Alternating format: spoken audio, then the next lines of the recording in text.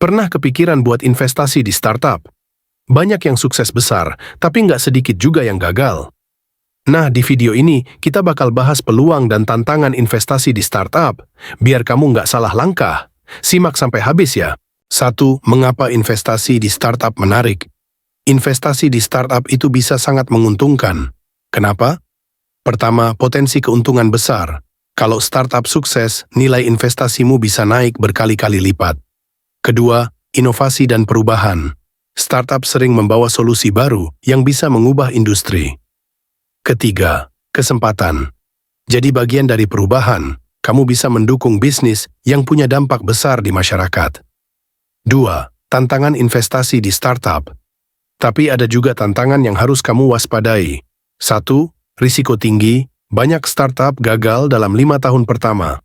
2. Likuiditas rendah, sulit menjual kembali saham startup sebelum ada exit strategi seperti IPO atau akuisisi. 3. Tidak ada jaminan keuntungan, startup masih dalam tahap berkembang, jadi belum tentu untung.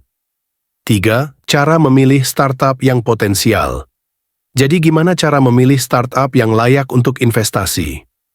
Pertama, cek tim pendiri. Apakah mereka punya pengalaman dan keahlian yang kuat?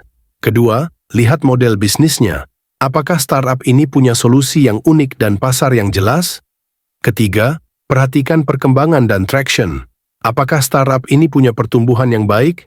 Keempat, tinjau kompetisi. Apakah mereka punya keunggulan dibanding kompetitor? Kelima, pahami risiko dan exit strategi.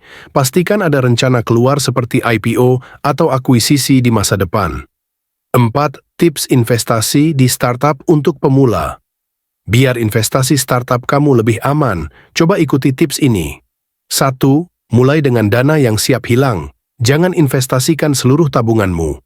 2. Diversifikasi investasi. Jangan hanya taruh uang di satu startup, sebarkan risiko. 3. Gunakan platform crowdfunding. Bisa jadi cara lebih mudah buat mulai investasi startup. 4.